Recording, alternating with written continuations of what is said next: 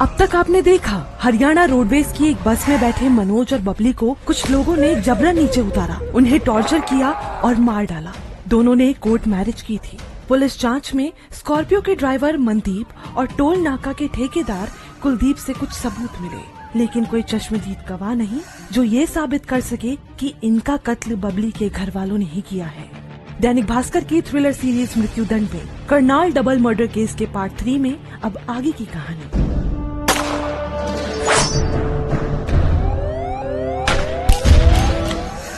मनोज बबली के कत्ल के 12 दिन बाद 26 जून 2007 की सुबह पुलिस ने स्कॉर्पियो ड्राइवर मनदीप को पकड़ा और पूछताछ शुरू की।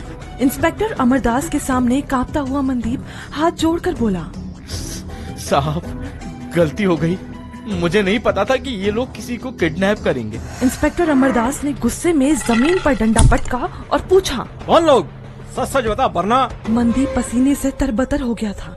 डरते हुए बोला, 15 जून को मैं कैथल सिविल अस्पताल के पास गाड़ी में सो रहा था, तभी 6 आदमी आए। बोले घर की लड़की भाग गई है, पकड़ने अंबाला चलना है। ज्यादा पैसे दिए तो मैं भी चल पड़ा।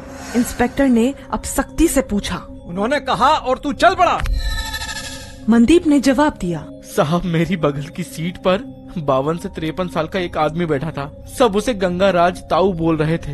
रास्ते में उसके पास फोन आया और उसने गाड़ी रुकवाई और बोला कि वो दोनों अंबाला नहीं पिपली की तरफ जा रहे हैं। आधे घंटे बाद हम लोग पिपली बस स्टैंड पहुंचे।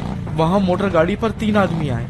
गंगाराज से कुछ बातचीत की और फिर सभी आगे बढ़ने लगे। वहां से एक बस निकली तो ताऊ ने मुझे उसका पीछा करने को कहा। बुटाना थाने के अजहिरी गांव के पास सभी ने बस को रोककर एक लड़के और लड़की को घसीटते हुए उतारा।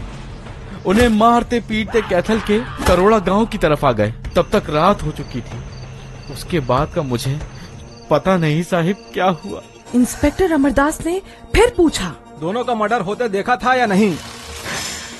मैंने नहीं देखा साहिब। वो लोग लड़की के रिश्तेदार थे। जब लड़की को पीट रहे थे तो वो बार बार भैया, दादा, चाचा, मामा कह रही थी। अब पुलिस बबली के घर पहुंची और उसकी माँ ने बताया कि वो कुछ नहीं जानती। कुछ ही दिनों बाद पुलिस ने बबली के भाई सुरेश, चाचा राजेंद्र और मामा के बेटे गुरुदेव को पेहोवा से हिरासत में ले लिया। दूसरे दिन पुलिस ने बबली के मामा बारूराम और मामा के बेटे सतीश को भी गिरफ्तार कर लिया, लेकिन गंगाराज अभी भी फरार था। इंस्पेक्टर अमरदास ने बबली के भाई सुरेश से पूछा, मनोज और बबली को किसने मारा? 25 साल के सुरेश के चेहरे पर जरा भी शिकन नहीं थी। फौरन बोल पड़ा, मैंने।